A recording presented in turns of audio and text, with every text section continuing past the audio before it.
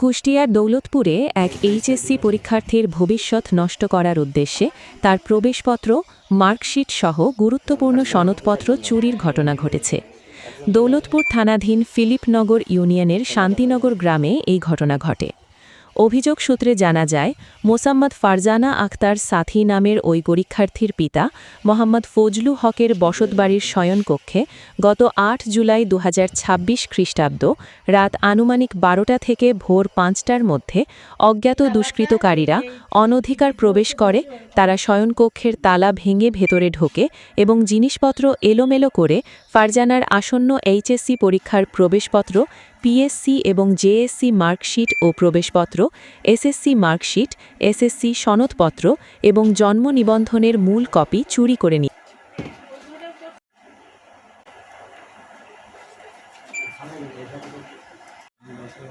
আমি এসএসসি পরীক্ষা দিতে বাড়িতে এসেছি। আমার বাবা মা এবং আমি সহ সবাই ঢাকায় থাকতাম। ১০-১২ দিন হয়েছে আমি বাড়িতে এসেছি। এবার গতকাল রাতে আমি আমাদের বাসায় থাকি না, পাশের বাসায় থাকি। তো সকালে উঠে আমার বাড়িতে আসার ৮টার সময় আমার বাড়িতে আসার সময় আমি দেখি গেটে তালা মারাই আছে, কিন্তু বাড়ির ভিতরে এসে দেখি আমার শয়নকক্ষের তালা ভেঙে ওরা ঘরের সব লন্ডভন্ড করছে, কোনো জিনিসপত্র ঠিক রাখেনি। তারপর কিছুই নেয়নি, কোনো কিছু চুরি করেনি, শুধু আমার অ্যাডমিট কার্ড আর ক্লাস 5 থেকে যত সার্টিফিকেট ছিল সব নিয়ে গেছে। আমার মেয়ের অ্যাডমিট কার্ড, জন্ম নিবন্ধনের কাগজ, যত সার্টিফিকেট সব ছিল সব চুরি করে নিয়ে গেছে।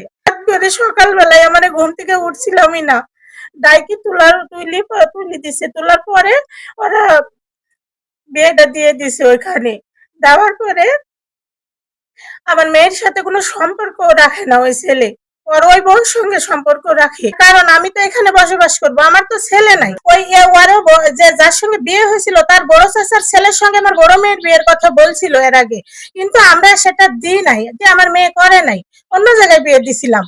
তারপরে থেকে আমার ঘরে ইটা উড়ানি, জানলা ভাঙ্গা, চুরি করা এগুলো শুরু করছে। তারপরে সকালে শুনতে পাচ্ছি যে আমার বাড়ি এরকম চোর ডাকাত আসছে, সব এলোমেলো করে থুইছে। আর রোজার ঈদে ওই জনি যে ছেলেটা, ওই ছেলেটা বলেছে যে ওরা রাস্তা দিয়ে হাঁটতে দেবো না, কোন রাস্তা দিয়ে যায়, এখানে বসবাস করতে দেবো না। এই ছেলেটা এই কথা বলে গেছে।